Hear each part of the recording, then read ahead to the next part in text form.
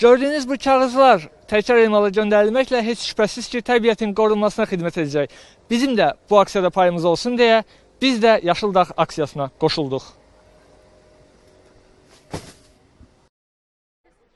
İdeya İctimai Birliyi, Təhsil Nazirliyi və Vətəndaşlara Xidmət və Sosial İnnovasiyalar üzrə Dövlət Agentliyinin dəstəyi ilə keçirilən və hər kağızı bir yarpağa dəyişək layihəsi çərçivəsində reallaşan Yaşıl Dağ aksiyasına paytaxtın Nərmanov rayonunda yerləşən məktəblər də aktiv şəkildə dəstək olur. Bu məqsədlə rayondakı ümumtəhsil müəssisələrinin şagirdləri tərəfindən toplanılan kağız tullantıları 178 nömrəli məktəbin yerləşdiyi əraziyə gətirilib, məhz buradan aidiyyatı üzrə təhvil veriləcək.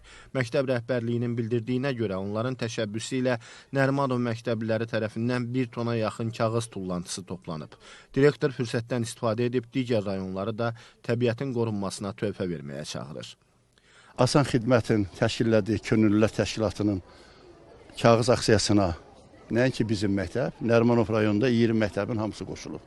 Biz məktəblər üzrə təşkilatçılıq vəzifəsini boynumuza götürərək hər məktəbdən yığılan kağızları da bura yığmışıq. Hal-hazırda öz uşaqlarımız da 500 kiloqramdan artıq tulantı kağızları, kartondur, qəzet tulantılarıdır, jurnallardır.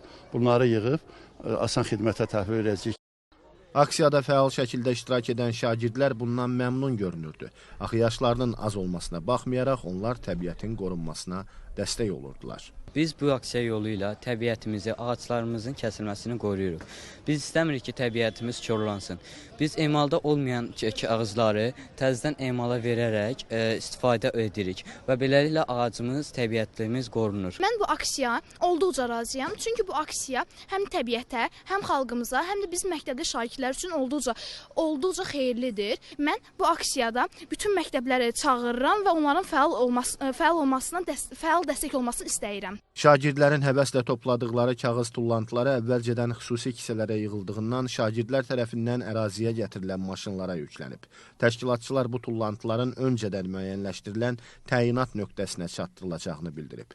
Asan Xidmətin İnnovasiya Təminatı şöbəsinin müdiri Anar Hüseynov bundan sonra da təbiətin qorunması naminə keçiriləcək analoji tədbirlərə dəstək olacaqlarını deyib. Asan Xidmət tərəfdaş qurumlarla artıq bu günə kimi Sumqayıt şəhərində, Sabirabad və Bərdədə Yaşıl Dağ aksiyası keçirib və son bir il ərzində bu layihə çərçivəsində 250 tondan çox kağız tullantısı toplanılmışdır. İndi bu növbəti aksiyaya artıq bir çox vətəndaşlar, sıra insanlar bu aksiyaya dəstək olaraq ətraf mühitin mühafizəsinə öz töhfəsini vermək və nümayiş etdirmək istəyiblər. Biz də əlbəttə ki, daim öz fəaliyyətimizdə nəinki xidmət sahələri ilə məhdudlaşdırmırıq, həmçinin müxtəlif sosial məsuliyyətli yönümlü aksiyalarında keçirilməsini qarşımıza bir məqsəd olaraq müəyyənləşdirmişik.